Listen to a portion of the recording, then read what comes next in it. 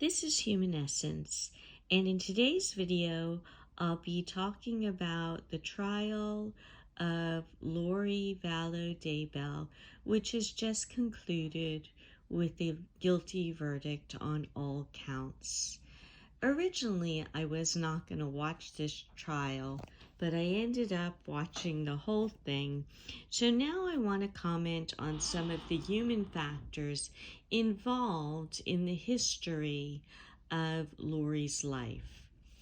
We can see that she was raised as part of the Church of Latter-day Saints, but that she became a prepper later on and became involved with a group where she was reading books that eventually led her to Chad Daybell and his teachings.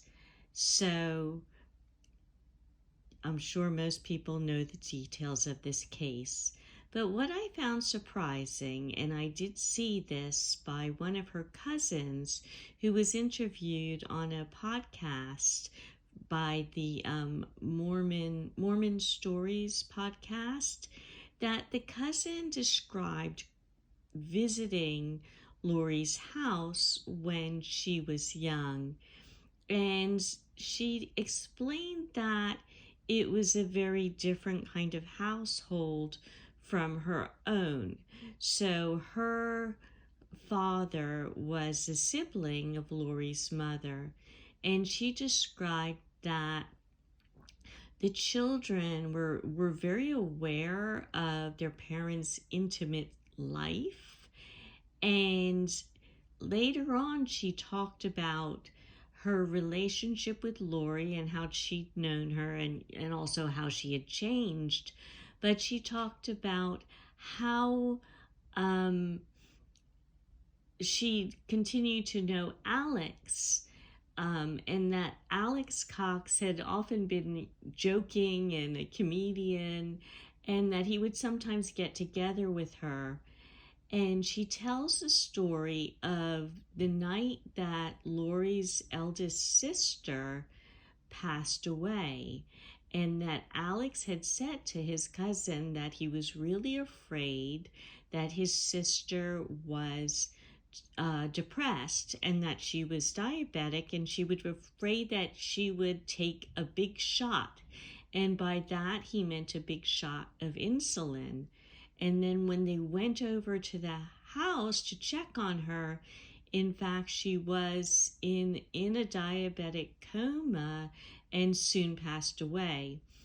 The interesting thing about this was that the parents and the family were at the time in Hawaii.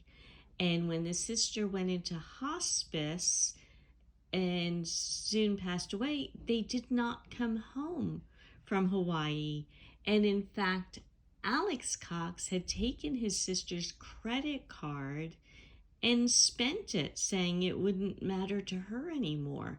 So I thought this was a very strange story, and it describes Lori's parents being in Hawaii while their daughter dies. Now, their daughter had been divorced from her husband, and the husband was so perturbed about the family home in the Cox's household that he fought and won custody of their child, who grew up to be Melody Boudreau and one of the members of the small group that surrounded Chad Daybell. So I thought that was very interesting as well. So those were some details that I found interesting, that this didn't just begin as a doomsday cult, that there were very strange things happening even when Lori's family of origin was facing the death of their daughter. Thanks for listening. Bye.